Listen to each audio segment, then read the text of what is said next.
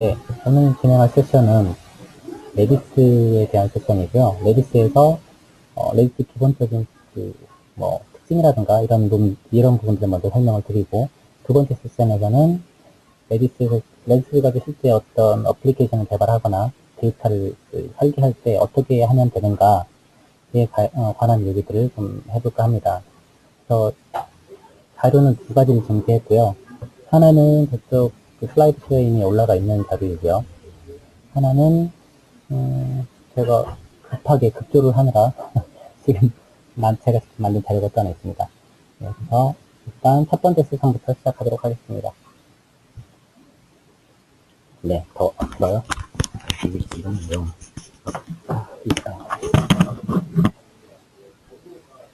이걸 참, 그래서 진행을 하죠.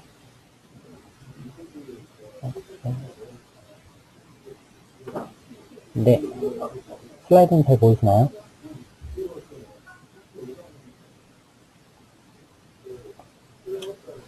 네, 저는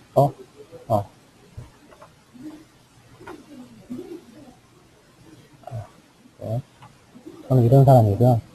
그림이 안 나오네요. 하여튼 이것이 레디스라는 책을 쓰고 작년에 레디스에 대한 내용은 거의 접고 일에 파묻혀서 이러고 있습니다. 개발 한 15년 정도 됐고요. 어, 아,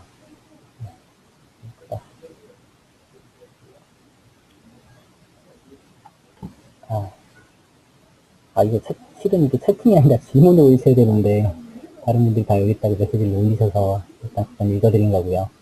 네. 제가 하여튼 그 정도 제가 한 15년 정도 됐고 어쩌고저쩌고 네, 다음 배신 넘어가겠습니다.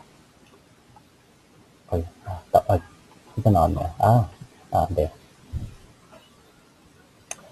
레디스란 무엇이냐? 레디스는 인메모리 데이터베이스이고 다양한 데이터 타입을 지원하며 연구 저장소도 지원을 하고 어떤 킥감 모델 노에스크라고 볼 수 있죠.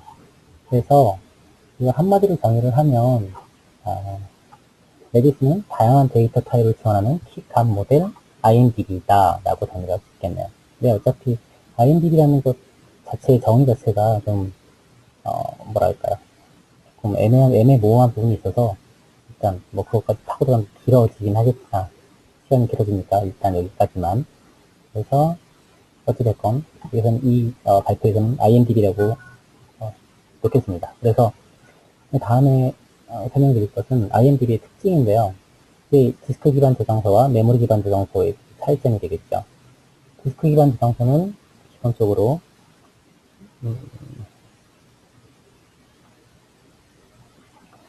디스크 기반 저장소는 까마니까 안 보이네. 펜으로 가자. 네. 처음에 쿼리 엔진을 타고 어떤 쿼리가 들어오면 쿼리 엔진을 타고 그 다음에 스토리지 매니저를 통해서 스토리지 매니저에서 뭐 필요하다면 캐시에서 조회를 하고 안 되면 디스크로 바로 조회를 한다.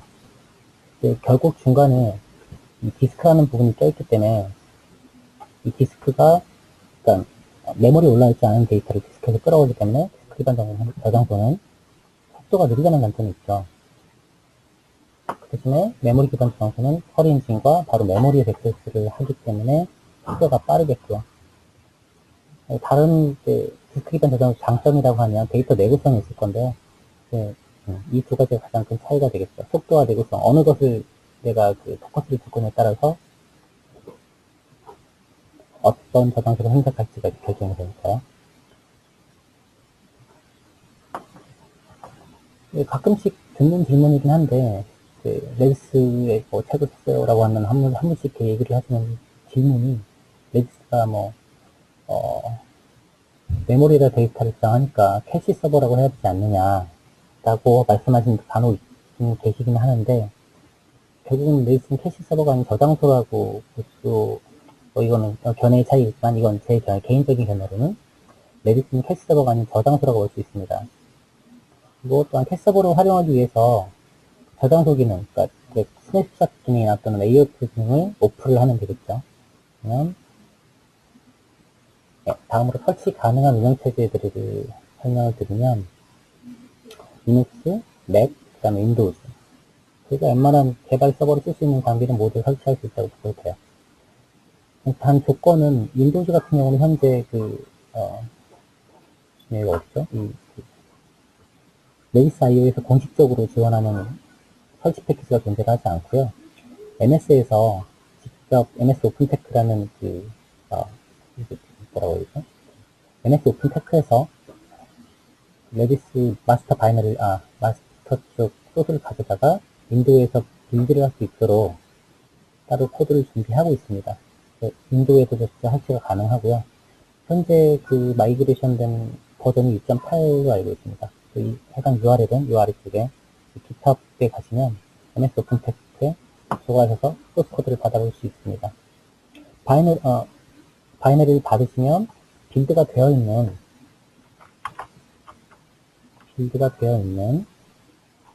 바로 실행을 시킬 수 있는 이렇게 그런 파일을 존재를 하고 있고요. 바로 실행을 시키시면 윈도우에서 바로 실행이 됩니다. 굳이 빌드를 안 하셔도 돼요. 그러니까 윈도우에서 잘 쓸 수 있다는 얘기죠. 우선 버전이 약간 레디스 IO 쪽에서 나온 다음에 그걸 가지고 이제 MS 쪽에서 다시 윈도우용으로 다시 작업을 하기 때문에 약간 버전 업데이트 속도가 레디스 IO보다는 좀 느리다는 단점이 있겠죠. 그 외에는 동일하다고 보시면 됩니다. 네, 다음으로 가시면 설치하고 테스트를 잠시 해볼 텐데요. 이거를 지금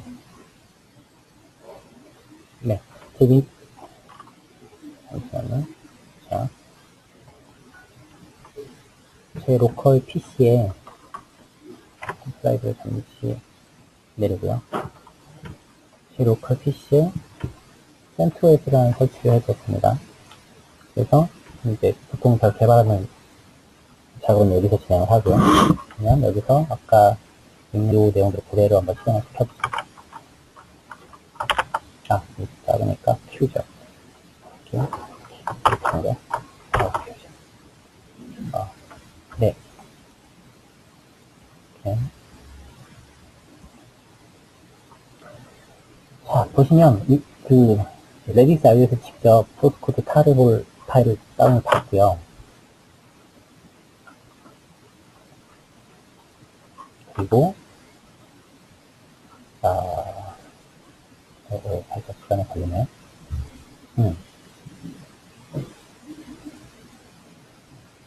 다운을 받고요. 그 다음에 이 코드를 그대로 실행시킵니다.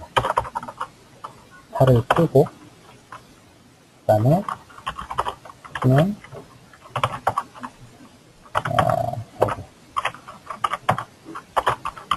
넘어가서 아무것도 하실 필요가 없어요. 제가 지금 깔고 있는 건 CentOS 6.5고요. 6.5인가? 잘 모르겠네. 네, CentOS 6이고, 그 다음에 64비트입니다. 그래서 바로 메이크를 하시면 빌드가 되고요. 한 1, 2분이면 끝나요. 따로 별도 디펜던시가 있는 패키지가 없기 때문에 GS만 있으면 바로 빌드가 됩니다. 그래서 메이크가 쭉 진행이 되고 메이크가 완료가 됐네요. 네. 됐으니까 여기서 뭘 해야 될까요? 테스트를 한번 해봐야 되겠죠. 그렇지만 바로 메이크 테스트라는 명령을 주게 되면 레디스를 바로 올려서 제가 이제 얘가 뭐라고 하더라? TCL 명령을 통해서 리눅스에 설치된 TCL로 레디스가 정상적으로 그러니까 설치된 리눅스가 잘 동작하는 확인을 시켜줍니다. 그래서 굳이 그걸 다 넣을 필요는 없을 것 같고요. 네. 이렇게 해서 설치가 완료됐습니다. 한 1분, 2분 정도 걸린 것 같네요. 설치하는데. 매우 빨라요. 그래서 프로세스는 지금 안 떠 있고요. 다음으로 넘어가 보겠습니다. 네, 이제 다음으로 레디스가 제공할 특징들을 잠시 살펴보죠. 무시 빨라요. 이건 뭐 제거의 여지가 없죠. 빠른 걸 어떻게 할 수 있냐면 방금 제가 설치를 했잖아요. 설치한 걸 가지고 빨리 하기 위해서 알리아스를 좀 만들어뒀는데 레디스 서버가 지금 기동이 됐고요. 그 다음에 레디스를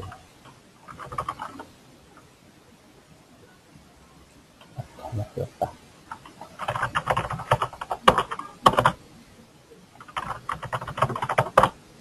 네, 레디스가 작동이 되었고요. 그다음에 기존 된장 테스트의 성능 측정을 하기 위해서 그 레디스 같은 경우는 레디스 벤치마크라는 커맨드가 있습니다. 그걸 바로 한번 실행을 시켜보죠.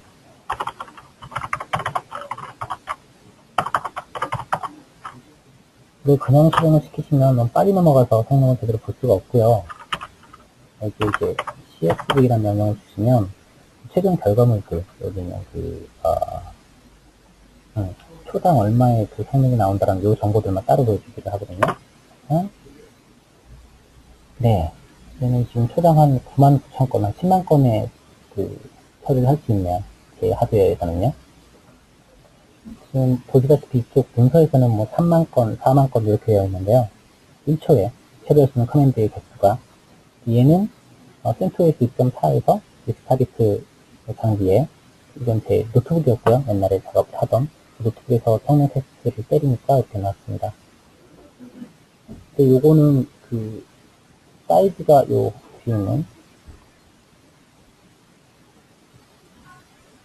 그 뒤에는 D 옵션이 있는데 CSV는 이제 아까 말씀드린 대로 이제 그 결과물만 딱 보여주는 거고요. 마이너스 D 옵션은 데이터를 얼마나 큰 데이터를 저장하는, 그러니까 벤치마크를 할 때 얼마나 큰 데이터를 저장할지를 지정하는 값이고요. 요거를 지정을 하면 마이너스 D 옵션에 1K 정도 되죠. 자료가 1K 정도의 그 데이터를 넣고 빼는 데는 이 정도 성능이 나오네요.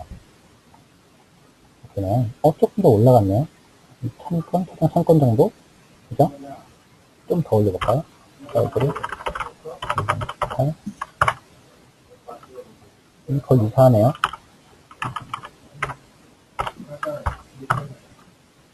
자공작발은 뭐지? 네. 이 데이터 사이즈, 그러니까 저장된 데이터의 사이즈를 지금 좀 늘려서 테스트를 하시는 거고, 나중에 본인들이 직접 해보실 때 기회가 있으시다면 테스트 한번 해주시면 될 것 같아요.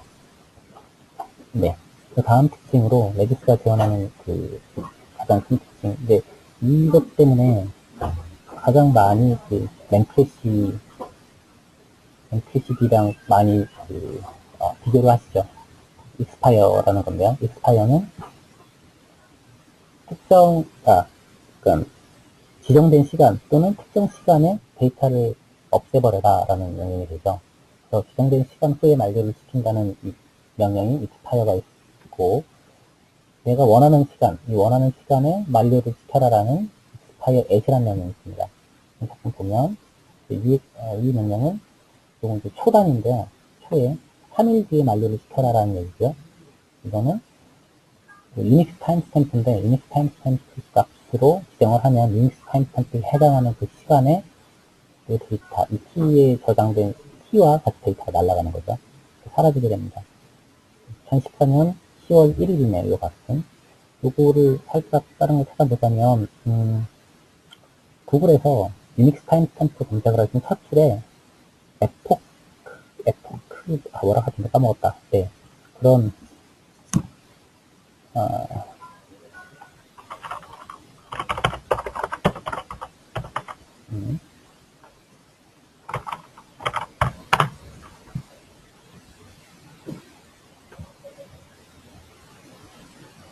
네, 에포크 컨버터라는 사이트가 떠요. 그냥 여기에서 직접 어떤 값을 넣고, 그 유닉스 타임스탬프 값을 넣고, 그 값을 사람이 볼 수 있는 값을 바꿔볼 수 있는 이런 기능을 제공하는 웹사이트가 있습니다.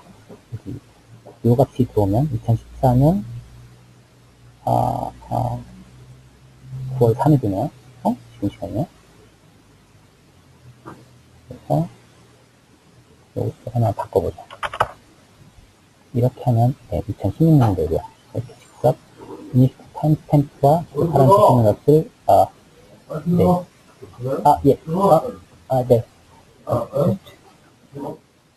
저기 세미나 중이라 온라인 세미나. 갑자기 사장님 거 부사장님 분이세요. 죄송합니다. 다음을 보죠. 네, 그래서 이렇게 되고요.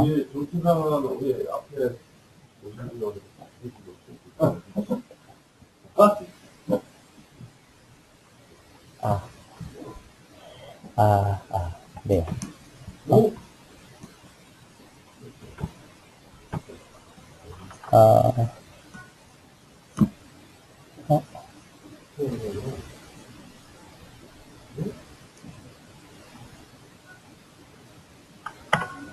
어, 어, 오, 아, 아, 죄송합니다. 제가 멘붕이 살짝 와서. 네. 지금 잘 들리시죠? 지금 괜찮으신가요? 여기 잠깐 죽었네요. 네. 네. 이제, 익스파이어 다음으로 지원 데이터 타입이 있고요. 이제, 레디스가 지원하고 있는 데이터 타입의 종류들을 설명을 드릴 건데요. 기본적으로 지원하는 문제열 데이터가 있을 거고요. 이거를.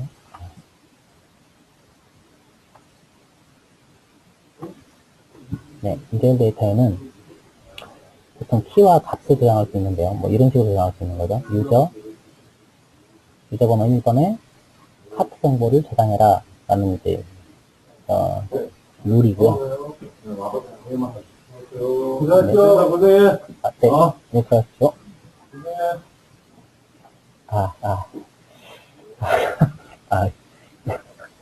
죄송합니다. 네, 그래서 이 값에는 데이터를 어디까지 넣을 수 있냐면 512MB 사이즈의 데이터를 넣을 수 있습니다. 이렇게 넣고요. 그 다음에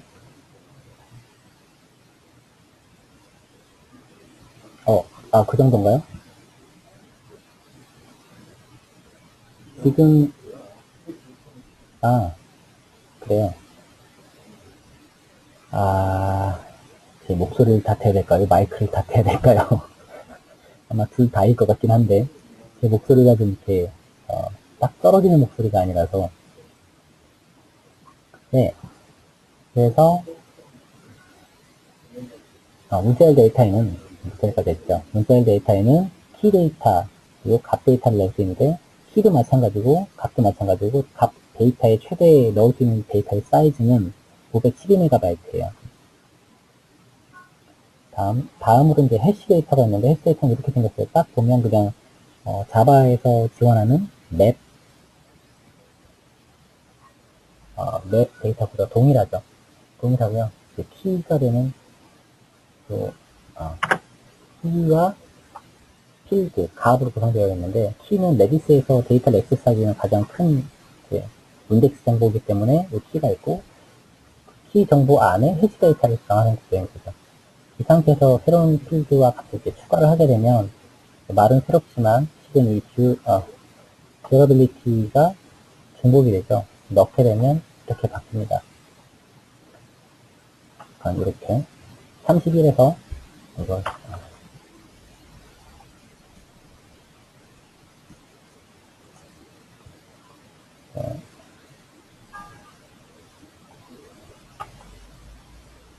네, 32라는 값이 있고 32와 50이라는 값이 있는데 동일한 이 듀러빌리티라는 똑같은 값을 다시 셋하게 되면 이 이전 값은 사라지고 새로운 값이 들어가게 되는 거죠. 그래서 이렇게 되겠죠.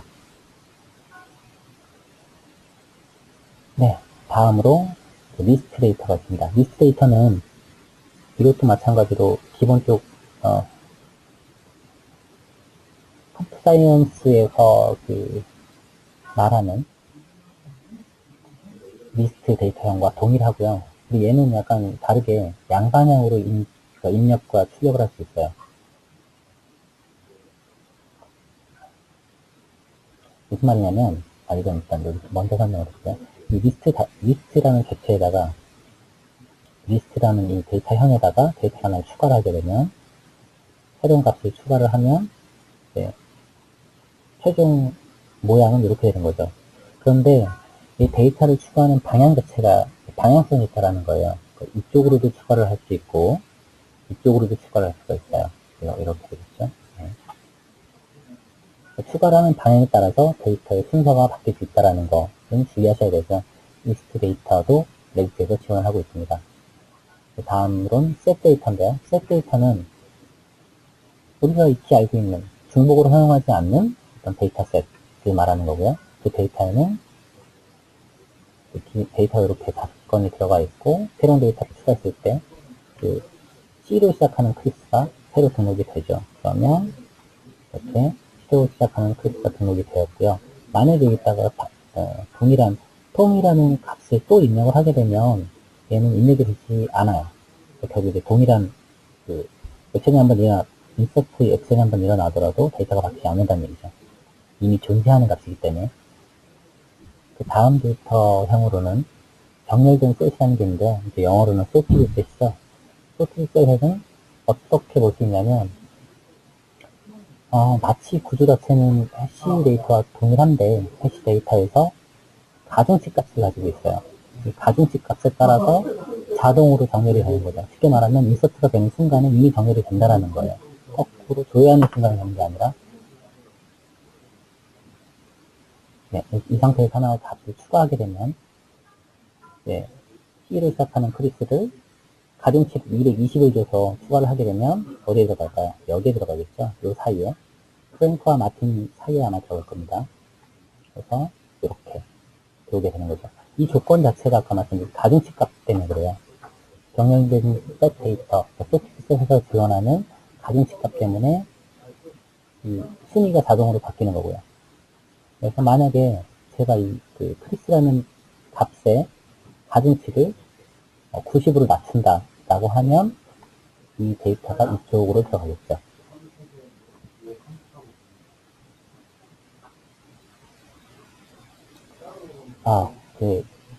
이제 남은 건 스냅샷과 샤딩, 복제 이런 건데 반응이 너무 없어서 재미가 없네요. 온라인 세미나가 이렇군요. 재미가 없네요. 발표자가 뭔가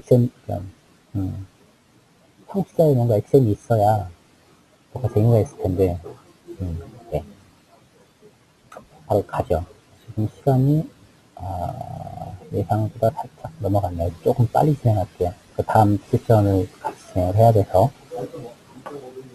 자, 이제 다음으로 레지스에 지원한 특징 중에 하나는 RDB라는 것이 있는데요. RDB는 스냅샷이에요.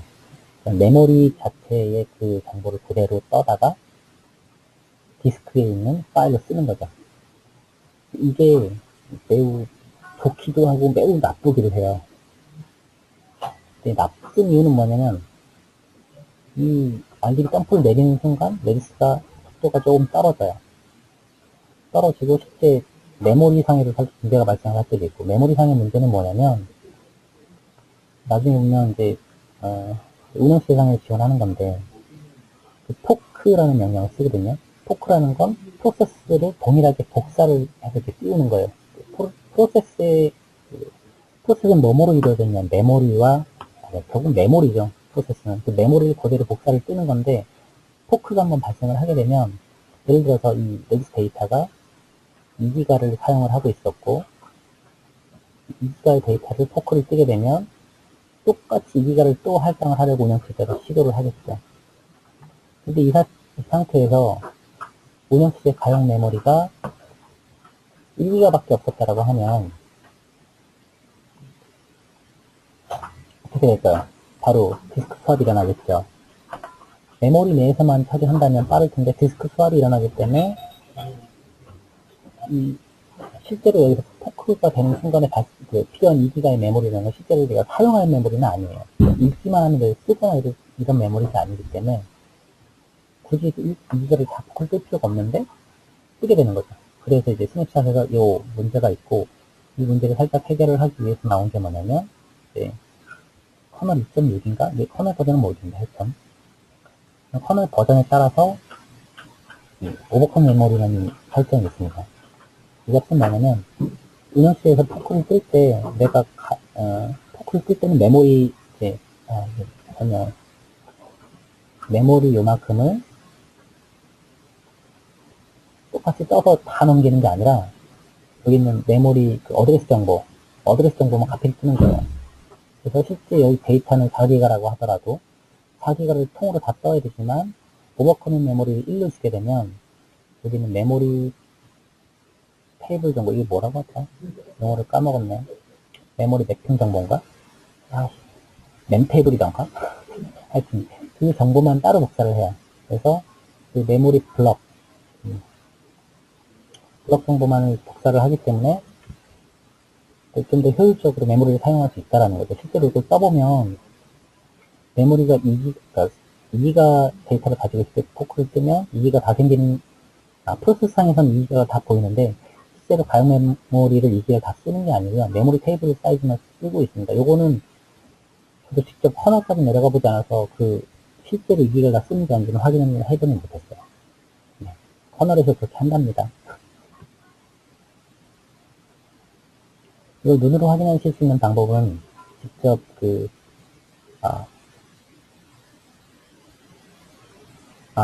그래요? 목소리 노이즈가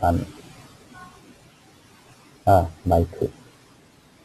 네, 좀 들어야 되겠네요, 마이크를. 들어보겠습니다. 지금은 어떤가요? 마이크를, 웹캠을 손으로 들었어요. 네. 네, 웹캠을 손으로 들었습니다. 네, 그래서, 여기까지 했네요. 그래서, 그러니까 VM을 하나 띄우시고, VM을 띄우실 때 메모리를 좀 작게 해주세요. 1기가 정도를 주신 다음에, 그 상태에서, 이제 포크가 발생하게 하는 거죠. 포크가 발생을 할 때, 이게 포크를 실행하다 그러니까 요 설정 값이 그러니까 디폴트 값은 0인데요. 0으로 놔두고, 포크를 딱 띄우면, 이거 포크를 할 수 없다라고 하면서 에러가 발생을 해요. 근데 동일한 상황을 만들고, 오버컴 메모리 이 설정을 1로 바꿔주면, 실제 포크가 성공을 하게 되죠. 그리고 프로세스 상에서는 메모리가 이제 두 개, 2기가였으니까 2기가짜리 프로세스가 2개가 보이긴 하는데, 가용 메모리는 1기가임에도 불구하고, 디스크 수압도 발생하지 않고, 포크도 성공하고, 이런 사태가 되는 거죠. 네, 그래서 RDB 쪽에서는 항상 이 값인, vm.overcommit-memory 설정 값을 항상 확인하셔야 됩니다. 그래서 하여튼, 결국은 중요한 건 레디스를 사용하실 때는 자신이 레디스에 얼마만큼 큰 데이터를 저장할까, 데이터 저장된 용량을 미리 어느 정도 알고 있어야 된다는 이제 가정이 생기는 거예요. 그렇지 않다면 아까 말씀드린 대로 디스크 수압이 발생하면서 디스크 하이어가 많아져서 상대적으로 성능이 떨어지고 CPU는 CPU들을 쓰고 이런 사태가 벌어지기 때문에 반드시 저장될 데이터 사이즈를 어느 정도 알고 있어야 된다. 그러니까 필요한 거죠. 네, 그래서 AOF 마찬가지로 이것도 디스크에다가 내 데이터를 저장을 하는 명령인데요. 이건 약간 스냅샷과는 달라요. 스냅샷 같은 경우는 아까 메모리를 통으로 떠서 내린다고 했는데, 메모리를 통으로 떠서 내리는 게 아니라, 레디스 클라이언트가 레디스 서버로 어떤 명령, 예를 들면 인서트, 셀렉트, 업데이트를 날리면, 데이터가 변경되는 명령에 대해서, 그걸 append only file이라는 확장자예요. 이 파일에다 계속 기록을 해요. append만 해요, append만. 따로 뭔가 자료를 수정하거나 그러지는 않고요.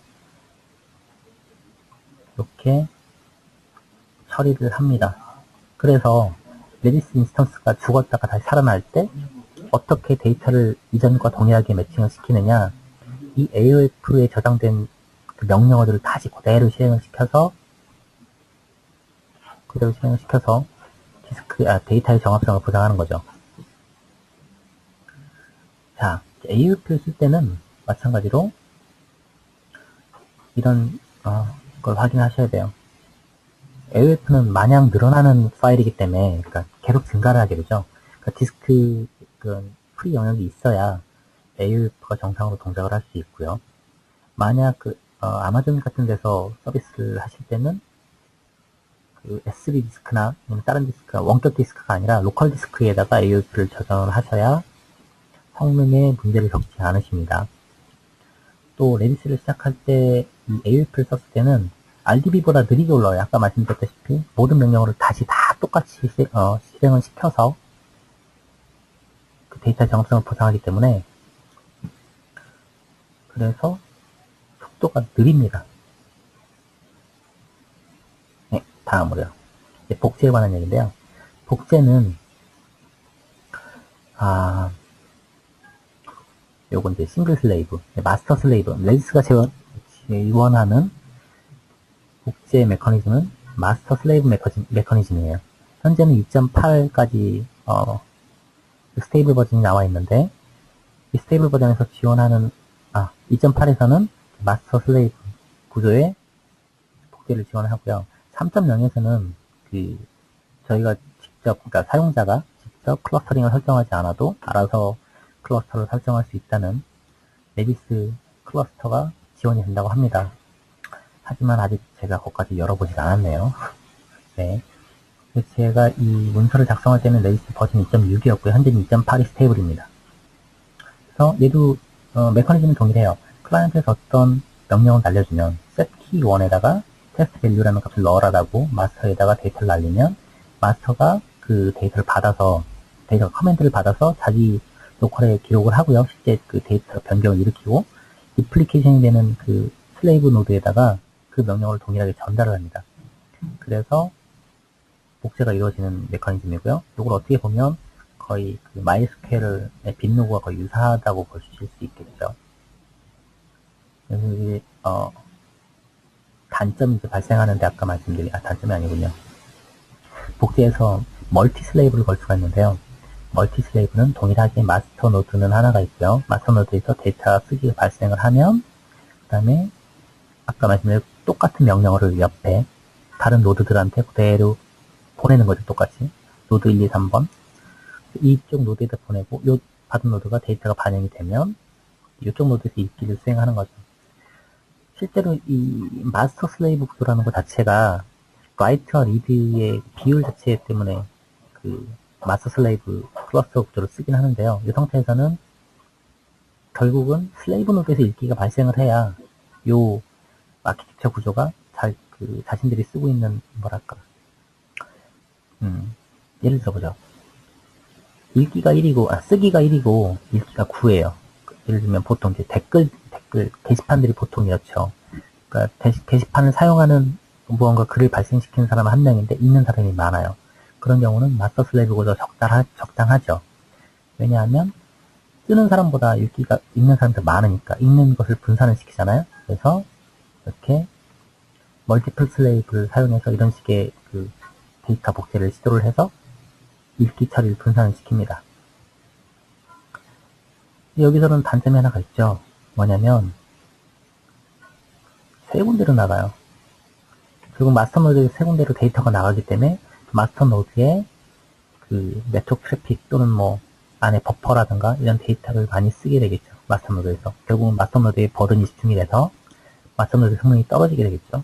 그래서 다른 방식의 복제를 쓰는 게 약간 트리 방식의 복제 구조죠. 이렇게 마스터는 한 대를 두고 메인 슬래브를 하나 두죠.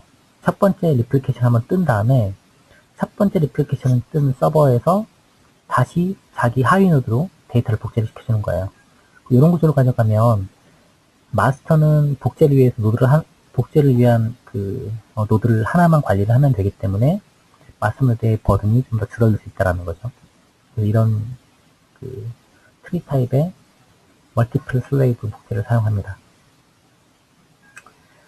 샤딩으로 넘어가죠. 샤딩은 데이터를 이제 잘라서 클러스터 단위로 나눠서 저장하는 걸 샤딩이라고 하는데요. 지금 이 상태에서는 범위 지정 샤딩을 설명하고 있는 거죠. 범위 지정 샤딩, 발음도 힘드네. 범위 지정 샤딩이 무슨 말이냐면, 범위를, 키를 가지고 1번부터 100번 사용자는, 1번부터 50번 사용자는 샤드 1번의 데이터를 저장한다. 51번부터 100번까지 사용자는 샤드 2번의 데이터를 저장한다. 뭐 이런 식의 데이터가 저장이 되겠죠. 사용자가 되니까 좀 얘기가 이상해지긴 하는데, 보통은 사용자가 아니라 그 지역별로 잘라서 이렇게 넣는 경우도 있어요. 뭐 한국 데이터는 한국 샤드에 뭐 이런 식으로. 여기가 한국이 되고, 여기가 한국이 되고, 여기가 뭐 영국이 된든가 뭐 이런 식이겠죠. 이런 식으로 범위를 지정해서 샤딩을 하는 방법이 있습니다. 다음으로 수직 샤딩이라고 하는데 데이터를 스키마 기준으로 잘라내는 거예요. 예를 들면 사용자 정보는 1번 자리에 댓글 정보는 2번 자리에 이런 식으로 잘라서 샤딩을 하는 게 수직 샤딩입니다. 보통 가장 많이 쓰는 해싱 방법 중에 하나죠. 해싱. 해싱이라는 게 뭐냐면 저장할 키에 대해서 해시 함수를 돌려요. 해시 함수라는 건 A를 집어넣으면 A라는 값을 집어넣었을 때 32비트 또는 각 해시 함수에 따라 다르지만 어떤 특정 길이의 숫자 값이 나옵니다. 그럼 이 숫자 값을 가지고 샤드의 개수로 나누는 거예요. 그러면 나누는 게 쭉 나누는 게 아니라 모듈러스 연산이죠. 이렇게. 그래서 이 값이 얼마이냐에 따라서 1번으로 갈 거냐, 2번으로 갈 거냐가 정해지죠. 요거에 근데 가장 큰 단점이 있어요. 이 샤드 개수가 늘어나면 그때는 조금 많은 고민이 필요하죠. 이 데이터를 어떻게 다시 샤드 3개로 나눌 것인가. 요 데이터가 처음 저장할 때는 2로 모듈러스 연산을 해서 데이터를 집어넣었는데 샤드 관계 늘어나니까 3이 된다. 이거 어떡하죠? 이런 사태가 벌어지게 되는 거죠. 네. 좀 더 길게 하고 싶지만 좀 자르죠. 자, 샤딩을 실제로 레디스에서 적용하기 위해서는 샤딩 클라이언트, 그러니까 샤딩을 지원하는 클라이언트를 쓰던가 아니면 일반 클라이언트를 가져다가 샤딩을 지원하도록 바꿔야 되겠죠. 그런 방법이 있을 텐데 레디스에서는 결국 서버 측 샤딩을 지원하지 않기 때문에 클라이언트가 직접 구현해야 돼요. 이게 무슨 말이냐면 데이터 A를 저장하기 위한 키가 키 1이라고 가정을 하고 이 키 1을 가지고 해시 함수를 돌리는 주체 자체가 레디스 클라이언트가 돼야 된다는 거죠. 레디스 서버까지 올라가면 안 돼요. 이쪽에서는 샤드란다. 해시 함수를 지원하지 않기 때문에 이미 이 클라이언트가 저장 명령을 받는 순간 저장될 서버의 샤드가 이미 결정이 되어 있는 거죠. 그래서 레디스에서 샤딩을 쓰려면 클라이언트가 직접 구현해야 하고 그 다음에 이미 나와 있는 레디스 클라이언트들을 보면 대부분 클라이언트 샤딩을 지원을 합니다. 그리고 장비를 증설하거나 뺄 때, 그러니까 즉 샤드 자체가 이제 바뀌는 거죠. 증설하거나 줄이거나 할 때는 어떻게 해야 될까라는 이제 미리 거기에 대한 전략을 미리 세우셔야 된다는 거예요. 샤딩을 사용하겠다라고 그러니까 결정을 하셨다면 활용사를 좀 보죠. 네. 보통 PV, UV 같은 경우는 아까 제가 데모는 아니고 벤치마크에서 보여드렸다시피 초당 10만 건 정도 리드라이트가 처리를 할 수 있는 거예요. 그렇게 되면 10억 사용자라도 일간 PV, UV를 계산하기가 매우 쉬워진다는 거죠. 이미 레디스가 지원하는 명령도 많을 뿐더러. 그래서 이런 게 약간 좀 특이할 수 있겠네요. 일주일간 한 번이라도 로그인을 했느냐, 이런 사용자를 계산을 어떻게 할래요? 라고 딱 얘기를 한다면 RDB에서는 디스틴트를 치던가 어그리게이션 함수를 써야 되겠죠. 레디스에서는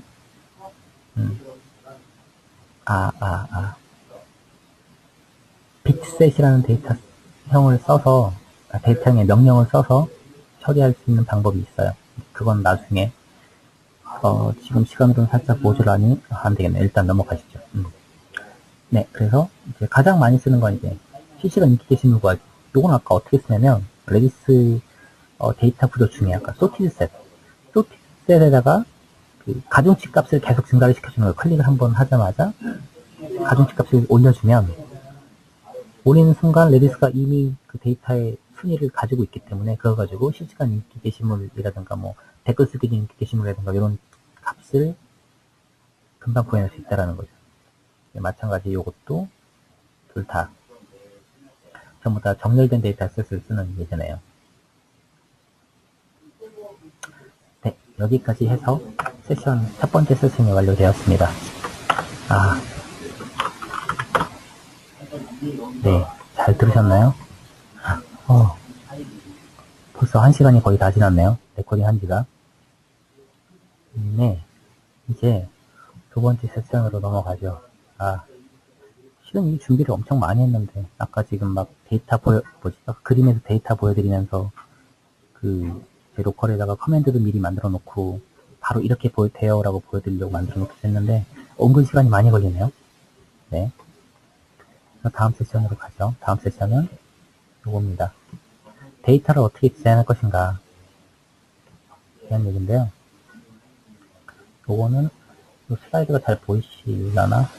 키워볼까요? 네. 네, 두 번째 세션입니다. 두 번째 세션에서는 레디스 데이터 디자인에 대해서 알아보죠. 이런 걸 예제를 볼 거예요. 메시지 읽음 처리하고 인증 토큰 발행. 그 다음에 그걸 가지고 이제 뒤에서 어떻게 설계를 하면 되는가 뭐 이런 것들도 한번 살펴보고, 그 다음에 데이터 설계할 때 어떤 것들을 고려해야 되는지 이런 것들 한번 같이 살펴보도록 하죠. 메시지 읽음 처리. 이거가 읽음 처리가 보통 하죠. 이렇게 된 거요. 있잖아요. 라인 같은 데서 보면 이렇게 나오는 거. 읽음, 뭐, 맨롱 읽음 이렇게 나오죠.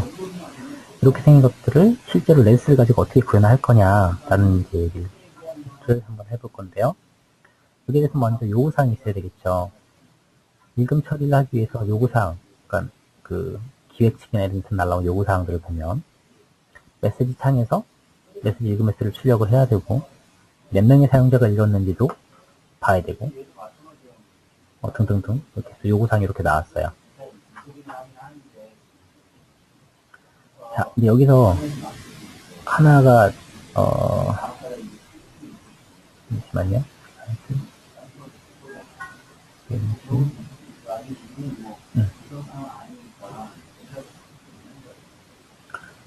아, 폰트가 바뀌었네요.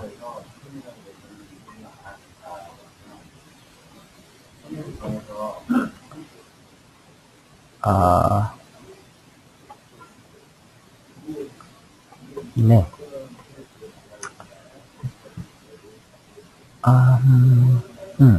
여기서 결국 이제 가장 중요한 건 이거예요. 메시지가 삭제되면, 이게 또 펜이 없나? 지금 이거는 구글닥인데, 구글닥에는 펜이 없나요?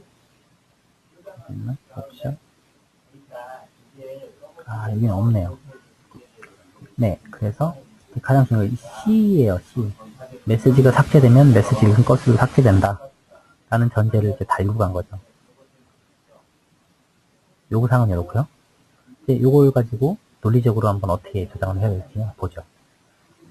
논리적으로 생각을 하면 사용자 번호, 방 번호를 가지고 해시를 구성해서 해시를 구성한 다음에 그 메시지 번호를 아까 얘기한 그 맵에 대한 키값 있죠. 거기다가 넣으면 이걸 그릴 수가 없으니 샘플을 볼 수 있을까요?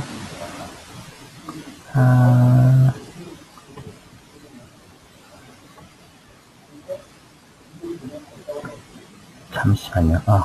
또 진행 미술이네요.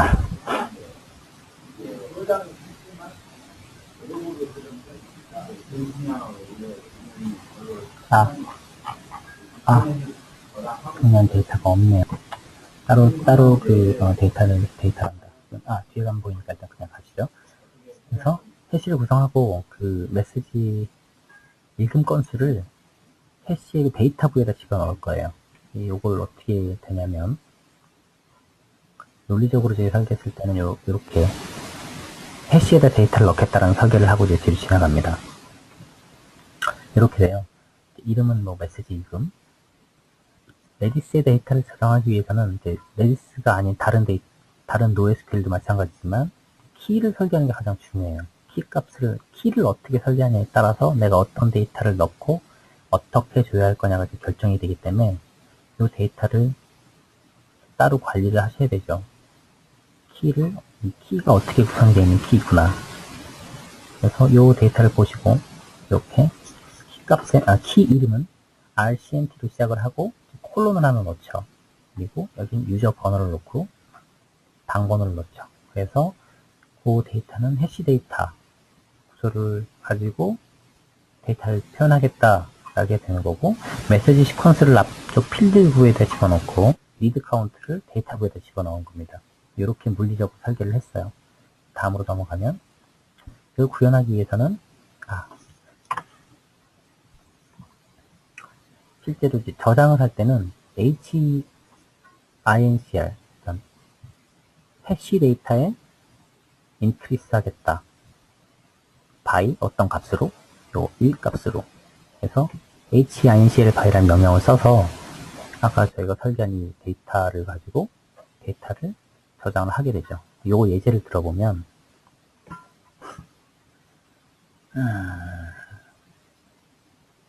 이렇게 될 거예요. 마이크를 항상 들고 있으니까 하기도 힘드네요.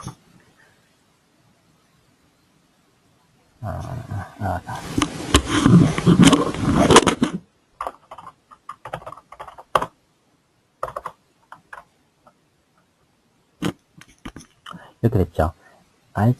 HINCL by RCMT 120번 사용자,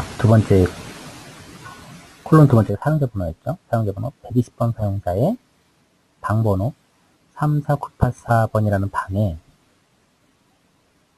저장된 읽은 메시지 번호 26554를 한 번 읽었다 라는 표현이 되는 거예요. 이 명령어 자체가. 그리고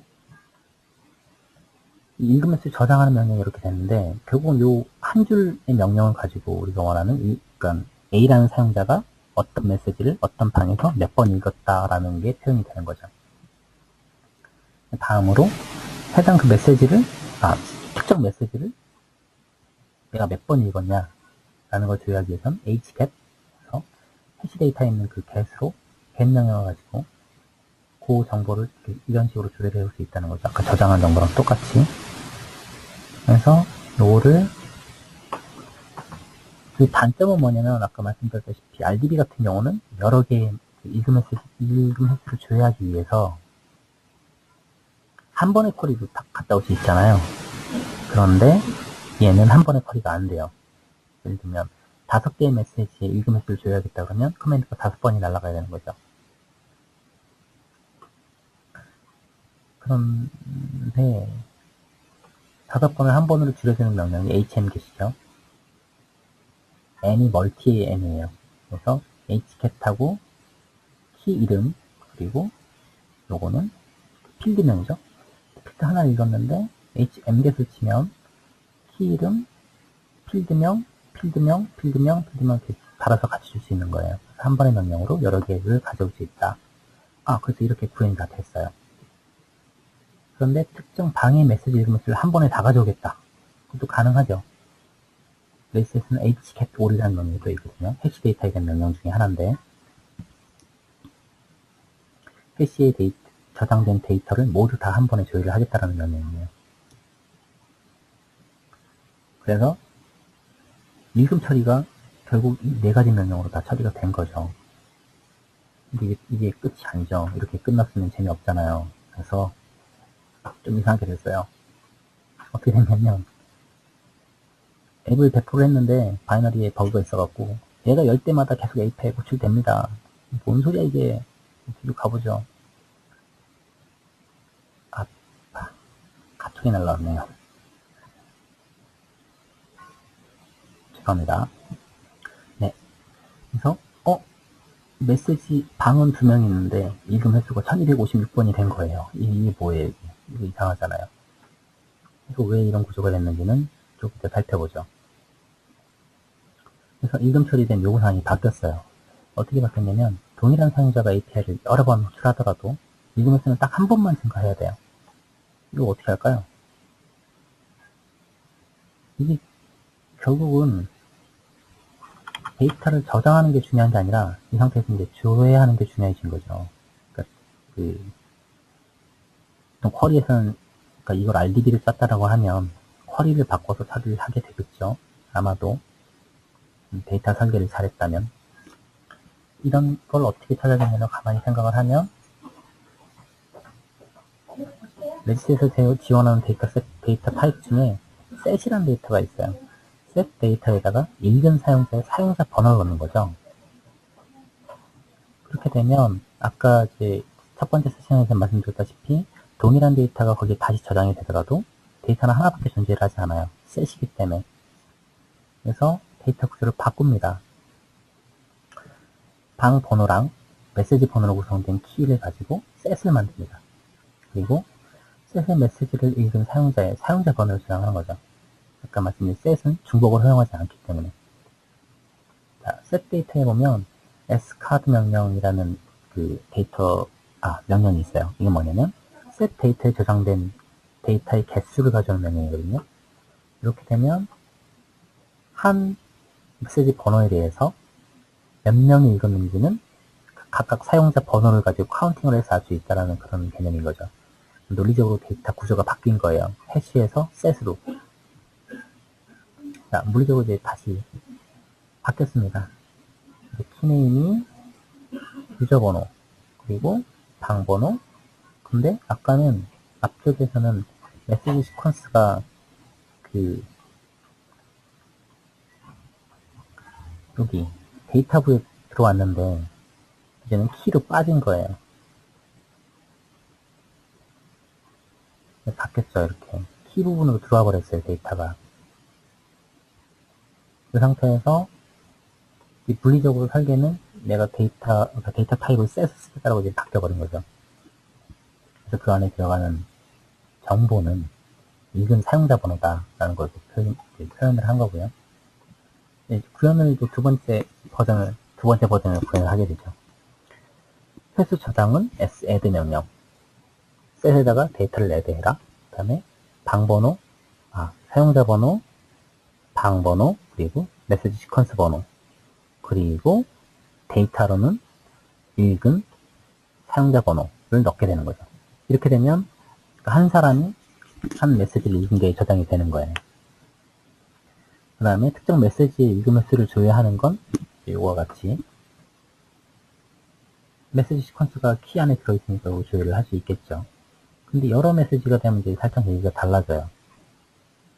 메시지 1번, 2번, 3번, 4번, n번, 그러면 결국 명령이 n번 날아가야 되는 거죠. 레디스로.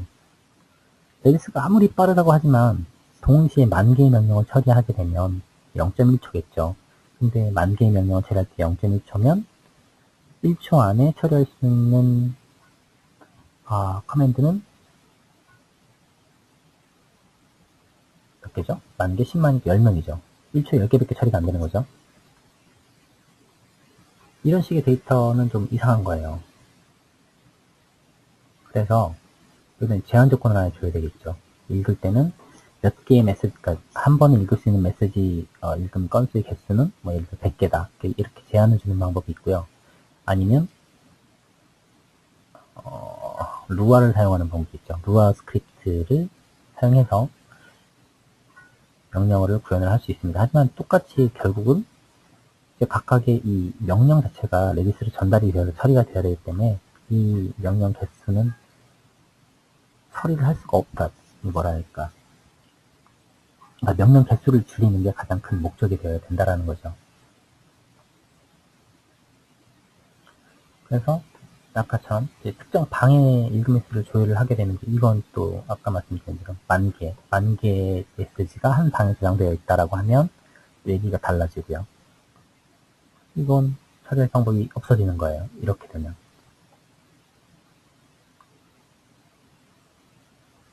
그래서 선택 방법은 두 가지가 있겠죠. 아까 다시 해시 데이터 타입으로 넘어가든지 아니면 여기서 조회할 수 있는 건수를 조절을 하든지. 네, 그래서 읽음 횟수 조회는 이렇게 구현을 할 수가 있습니다. 네, 아까 말씀드린 대로 데이터를 설계할 때는 생각해야 될 게 많다라는 거죠. 전체적으로 정리한 거 뒤에서 따로 한번 말씀드릴게요. 인증 토큰 발행 이제 프로세스인데요. 인증 토큰은 보통 이렇게 쓰죠. 페이스북 같은 데 로그인을 할 때 보면 볼까요? 여기 보이나? 페이스북에 보면 로그아웃을 어떻게 하지? 로그아웃. 앞.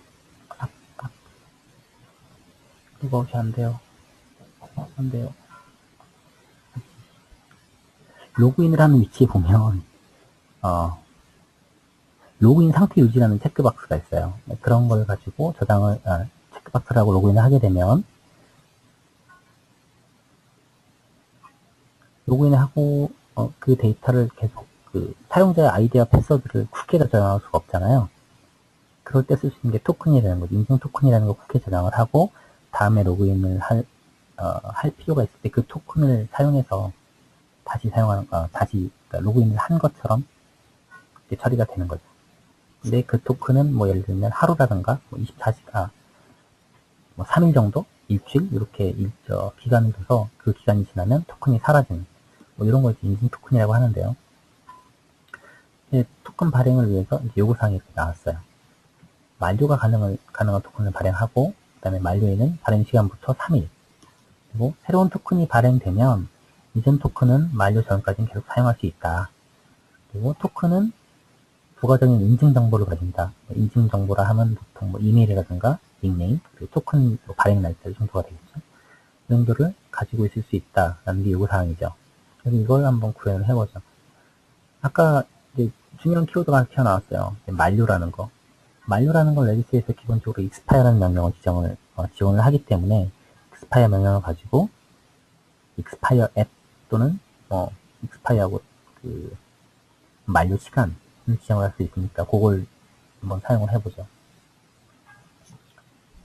그래서 이제 expire를 쓰고 토큰의 부가 정보는 어떻게 저장할 거냐면, 예를 들어서 토큰 문자열이 A, B, C, D, E, F, G에서 Z까지 가는 문자열이라고 가정을 하면 그걸 키로 쓰고 그 키의 데이터부에다가 JSON으로 내가 아까 인증 부가 정보를 같이 저장을 하게 되는 거죠.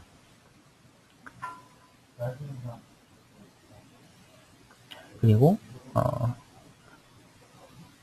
이제 토큰을 생성하는 로직 자체는 사용자 아이디하고 발행 시점의 타임스탬프를 조합해서 샤256 캐시를 만들면 되겠구나 해서 얼추 만들어 봤습니다. 이런 로직으로.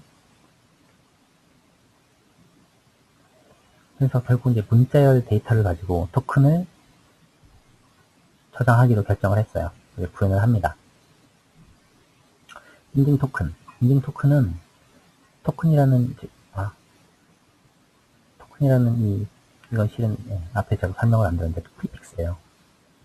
프리픽스고 프리픽스를 주고 이 숫자가 만들어진 32비트나 64비트 숫자 또는 문자열이 된 그 토큰 스트링을 붙여서 걔를 키로 쓴다라는 거죠. 키를 쓰고 데이터에는 이메일과 유저 넘버고 닉네임을 집어넣을 거예요.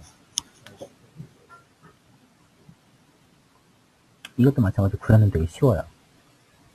스트링에서 토큰은 샤256 함수를 돌리는데 아이디하고 타임스탬프를 조합한다.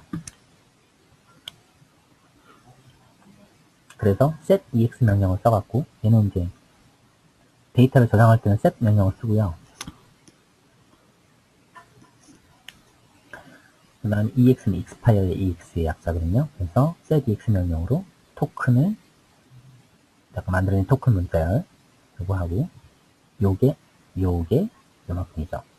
넣고 그 다음에 데이터 문자열로 이렇게 넣습니다. 그리고 요게 만료 시간이 되었고요. 3일이 되는 거고요. 이 토큰을 검증할 때는 어떻게 할 거냐. 토큰 데이터를 받아서 레디스에 있는지 한번 조회만 해보면 되는 거죠. 조회에서 값이 나오면 토큰이 정상적인 거고 아니면 정상적이 아니다 라고 할 수 있는 거죠. 이렇게 구현했어요. 만료 토큰, 인증 토큰을 두 줄만 가지고 구현을 했네요. 되게 쉽죠. 하지만 또 여기서 끝나지 않습니다. 여기서 끝나면 또 재미가 없어요. 그래서 변경이 됐어요. 요구사항 자체가 또 어떻게 바뀌냐면 아이디별로 활성 토큰을 조회할 수 있게 해달라고 요구사항이 바뀌었습니다. 이러면 또 얘기가 또 달라집니다. 어떻게 달라질까요? 결국은 그 만료된 토큰 목록을 알고 있어야 되는데 아까 1차로 설계했던 내용, 데이터 구조에서는 토큰하고 요 정보 자체에 사용자 정보가 없어요. 특정 사용자를 특정할 수 있는 정보가 없기 때문에 A라는 사용자가 가지고 있는 토큰의 개수를 알 수가 없습니다. 이 구조에서는. 그래서 어떻게 하면 될까요? 이 토큰 정보 자체를 요 앞에 사용자 정보를 두고 유저 넘버를 키로 쓰고 그 다음에 데이터, 해시 데이터에다가 이 토큰 키를 넣을 겁니다. 넣고 그 다음에 토큰 밸류에다가 그 필드 밸류에다가 그 인증 정보를 넣을 타임 스탬프를 넣을 거예요. 유닉스 타임 스탬프를. 왜 그렇게 하냐면 뒤로 넘어가 보죠. 왜 그렇게 하냐면 타임 스탬프 값은 내가 나중에 만료가 됐는지를 확인을 해야 되기 때문에 그 저장된 필드 값이 보시죠. 사용자 번호를 가지고 해시를 생성을 해요. 그 다음에 해시의 사용자 토큰, 그러니까 토큰 발행 로직 자체가 바뀐 게 아니라 토큰 저장 로직이 바뀐 거죠. 토큰과 타임 스탬프를 저장을 하기로 결정을 했어요. 뒤로 넘어가면 결국 이제 한 명의 그러니까 한 사람에게 토큰이 하나가 발행이 되면 키가 두 개가 생기죠. 토큰의 그 토큰 문자열, 그러니까 그 다음에 토큰 목록이라는 다른 데이터 구조에다가 해시 데이터 구조가 되어 있죠. 토큰과 익스파이어 데이트를 같이 넣어주는 거죠. 그 타임스탬프 값. 이렇게 되면 내가 조회할 때는 이 토큰 리스트 하나만 조회를 하면 사용자가 가지고 있는 토큰의 모든 목록을 알 수 있게 되는 거죠. 이 두 번째 부분이죠. 똑같아요. 앞에 그 문자열로 토큰 만드는 부분 똑같고 동일하고 그 다음에 거기 추가된 로직이 사용자 아이디에 토큰과 타임스탬프를 집어넣는 로직이 이렇게 추가된 거죠. 두 번째, 토큰 검증도 동일하고 그 다음에 활성화 토큰을 조회할 때는 살아있는 거죠. 만료되지 않은 토큰 조회할 때는 hget all 명령을 통해서 해시에 저장된 모든 데이터를 가져올 수 있는 거죠. 조회를 하고 그 상태에서 타임스탬프를 기준으로 잘라서 이걸 출력해야 되냐 말아야 되냐 결정하는 거죠. 다 됐어요. 끝났습니다. 아주 쉽죠? 데이터 구조 하나 바꿨을 뿐인데 아주 쉽네요. 근데 그냥 끝나지 않아요. 아까 저희가 저장을 할 때 해시된 토큰 자체는 토큰 문자열에 넣고 만료 시간을 찍을 수 있지만 만료 시간을 찍어주면 해당 만료 그 시간이 되었을 때 데이터가 날아가 버리니까 데이터를 자동으로 삭제하는 거 상관이 없는데 문제는 아까 해시 데이터에 저장한 그 토큰 목록 걔가 문제가 되는 거죠. 요놈. 요놈은 사라지질 않아요. 이거 언제 삭제하죠? 어떻게 삭제할까요? 삭제할 방법이 없어요. 지금 상태에선. 그래서 곰곰이 생각을 했습니다. 저도 진짜 생각했어요. 이거 왜 그런지. 했더니 뭔가 있더라고요. 레디스 2.8에서 이런 게 나왔어요. 키스페이스 이벤트. 이거는 레디스를 사용하시던 분들이라면 아주 환영할 만한 기능 중에 하나인데 레디스에 저장되는 데이터의 키에 또는 키가 저장되거나 키가 만료가 되거나 키가 삭제가 되거나 아니면 뭐 등등등의 이벤트가 발생을 하면 그 이벤트를 받아볼 수 있는 기능이에요.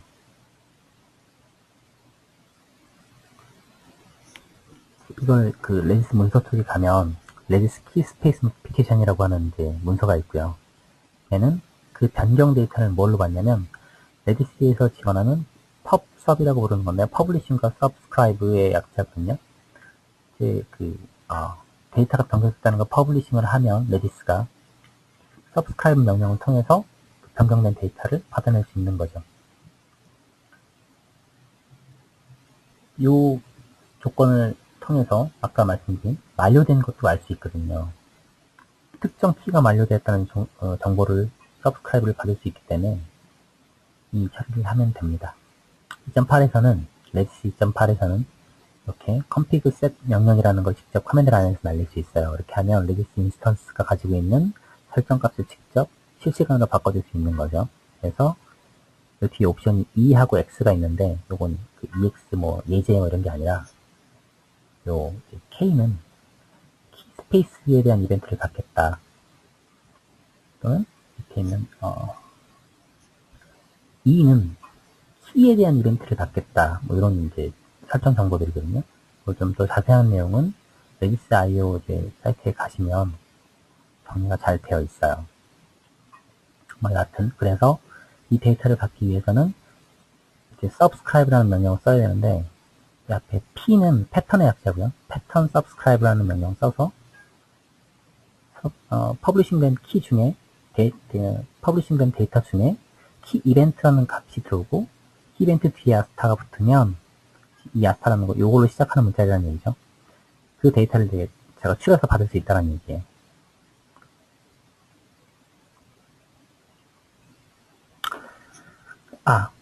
단 조건이 있죠. 요 subscribe는 내가 명시적으로 받는 게 아니라 레디스 서버가 퍼블리싱을 해주는 거기 때문에 명시적으로 받아주는 데몬을 따로 하나 만들어줘야 된다는 거죠.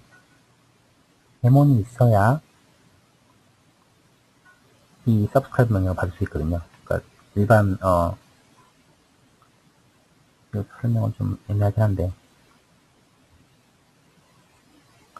일본 스탠드얼론 어플리케이션이 떠서 subscribe를 계속 받고 있어야 된다고요. 죽지 않고 어플리케이션이 죽지 않고 계속 살아있어야 이 subscribe를 놓치지 않고 받게 되는 거죠. 이런 데몬을 구성을 해서 데이터를 받은 다음에 요거는 잠깐 샘플 제가 만들어 놨던가요? 만들어 놓은 것 같은 느낌인데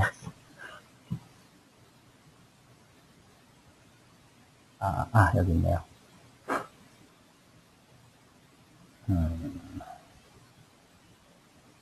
네, 잠시만요.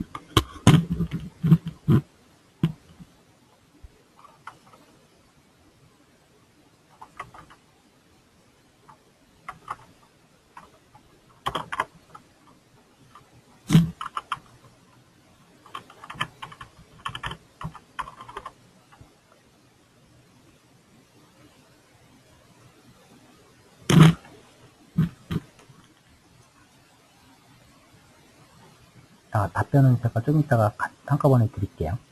잠시만요. 먼저 예제를 한번 보시고요.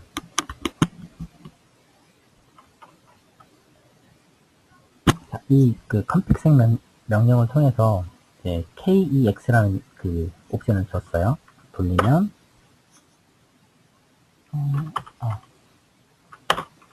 네, 들어갔네요. 그리고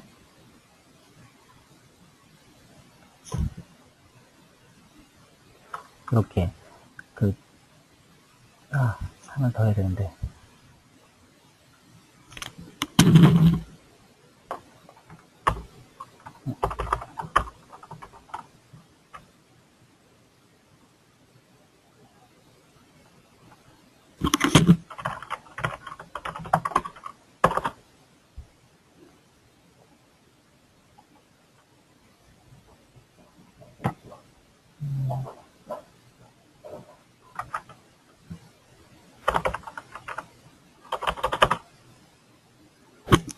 네, 이렇게 보시면 오른쪽 명령창에는 copy subscribe 명령을 실행을 시켜뒀고요. 그러면 이 특정 이벤트라고 하는 키 이벤트라고 하는 키 이벤트를 시작하는 퍼블리싱 데이터가 날라오면 이 데이터를 잡아서 여기다 바로 디스플레이를 시켜주는 거죠. 여기서 보면 제가 명령은 setEX 키는 TMP라는 키에다가 3초 뒤에 만료되라라고 값을 저장을 한 거죠. 그러면 여기를 한번 보고 있으면 하나, 둘, 셋, 네 이렇게 들어오죠. 요 데이터가 이 키가 삭제됐다고 지금 데이터가 이벤트가 날라온 거예요. 그럼 요걸 보면 다시 한번 데이터 저장을 하고요. 옆에서 템플러는 값을 조회를 하면 값이 조회가 됐고요. 그 다음에 여기서 완료됐다는 이벤트를 받았죠. 다시 한번 조회를 하면 실제로 데이터는 사라졌어요. 만료가 됐기 때문에 이제 요게 먼저 오고 그다음에 실제 데이터가 사라진 걸 명령으로 확인을 했죠. 네, 이렇게 해서 이제 데몬을 직접 짜시면 이런 식의 처리를 할 수 있습니다. 이 데이터를 받아서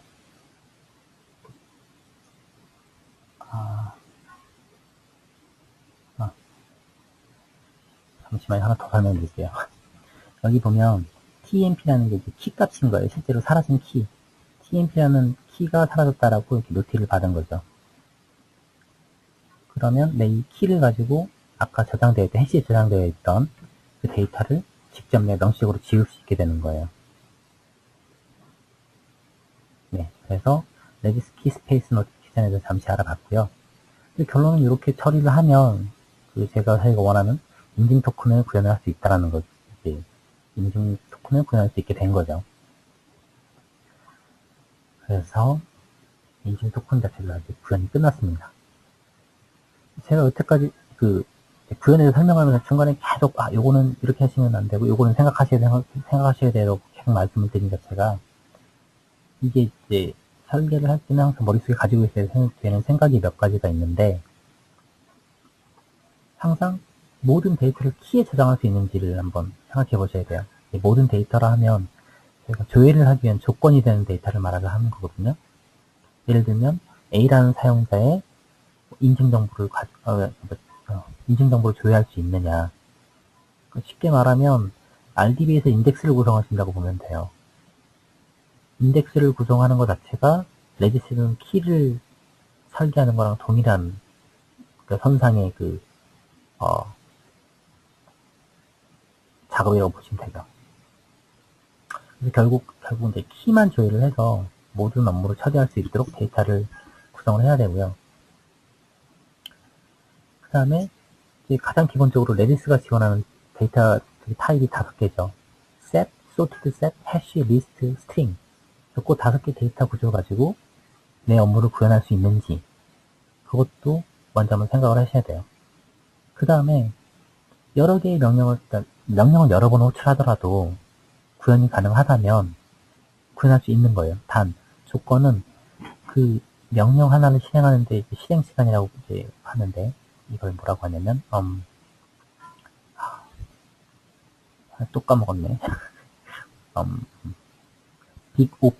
표기법이라고 하는데, 실행 시간을 알 수 있는 거예요. 얘가 예를 들어서 10,000건이 들어있는 데이터에서 한 건을 조회할 때 걸리는 시간이 1이라고 봤을 때, 10만 건이 있는 데이터 중에 데이터를 한 건 조회할 때 똑같이 시간 1이다 라고 하면 그 실행 시간이 O1이라고 이제 부르는 거죠. 네, 이런 상태가 된다면, 그러니까 즉 5개의 명령을 콜해서 하나의 업무를 처리할 수 있는데, 그 명령들이 실행 시간이 O1이라면 루아 또는 이제 파이프라인 명령들을 사용해서 구현할 수 있다라고 하는 거죠. 자, 그리고 이제 데이터를 사용성이라는 건 주로 읽기가 많은지 많이 쓰기를 하는지, 여기에 따라서 데이터 구조가 달라질 필요가 있어요. 예를 들면 카운팅을 하는데 문자에다가 카운팅을 할 거냐, 뭐 이런 선택이 되겠죠. 또는 해시를 쓸 수 있고 소티드 셋을 쓸 수 있는데, 소티드 셋보다는 해시를 사용하도록. 왜 그러냐면 소티드 셋에 대한 명령은 모든 비곱 표기법으로 이제 표현을 하면 5의 로그 n이 돼요. 그러니까 이건 그건 길어지니까 일단 가능하면 소티드 셋보다는 해시를 사용하라 정도가 되고요. 두 번째는 조회 패턴이 되게 단순해야 돼요. 예를 들면 아까 같이 이제 읽음 건수를 조회할 때 한 방에 있는 모든 데이터를 다 조회해라 뭐 식이라든가, 아니면 그게 아니라 한 방에 있는데 나를 제외한 다른 사람이 쓴 메시지만 조회해라, 뭐 이런 것들의 조회 패턴은 키 구성할 때 이미 그 정보가 키에 들어있지 않다라고 하면 불가능해진다는 거죠. 불가능은 아니지만 결국 이제 RDB에서 지원하는 웨어 조건을 가진 필터링, 이런 것들은 레디스에서는 지원하지 않아요. 그렇기 때문에 이런 필터링 조건을 레디스를 가지고 구현하겠다라고 하시면 이제 약간 골치 아파지는 사태가 벌어집니다. 저장할 데이터가 숫자가 많으면 레디스한테는 좋아요. 얘는 숫자를 RDB 같은 데서 데이터 저장할 때 문자열로 숫자를 저장을 하면 문자열 데이터만큼 공간을 차지하지만 레디스는 대부분 변환을 저장하거든요. 예를 들어서 156, 뭐 256, 뭐 이런 값들을 저장을 하면 레디스에서는 기본 데이터 사이즈만 딱 넣고 저장을 하는데 문자로 저장하게 되면 약간 데이터가 또 커지겠죠. 자, 이제 루아는 여기서 다루기는 시간 좀 다 돼가는 것 같아서 네, 루아는 여기서 멈추도록 하죠. 루아에 대해서 시간이 길어질 것 같아요. 루아도 마찬가지. 또 루아 얘기네요. 하나만 말씀드리면 루아 스크립트는 레디스에서 직접 실행되는 스크립트 저희가 직접 써서 넣을 수가 있는데 요거는 한번 나중에 검색을 한번 해보세요. 근데 중요한 건 루아 스크립트를 실행하는 순간 다른 명령은 다 블러킹이 됩니다. 그 명령이 끝날 때까지. 그래서 while 루프 같은 경우는 될 수 있으면 안 쓰시는 게 좋아요. 루아 스크립트 내에서는. 일단 루아 스크립트 내에서는 에러 처리는 신경 좀 써야 되는 거고요. 네. 그래서 끝났습니다. 수고하셨습니다. 다 끝났습니다. 두 번째 세션도 끝났어요. 네. 그래서 잠시 정재현님 아까 질문하신 거 답을 잠깐 드릴게요. 토큰 정보 정할 때도 발견해서 이게 네. 강재현님이 또 듣고 계셨네요. 아유 어떻게 제가 몸둘 바를 모르겠네요. 저보다도 고수분이 듣고 계셨네. 강대명님 네, 듣고 계셨군요. 지금 아까 질문 주신 정재영님이시죠? 이분 질문을 한번 다시 해주세요. 정확하게 질문이 이해가 안 되나요? 제가 이해를 못했어요. 질문을.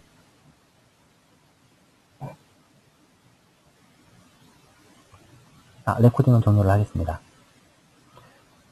세션은 이만 줄이겠습니다.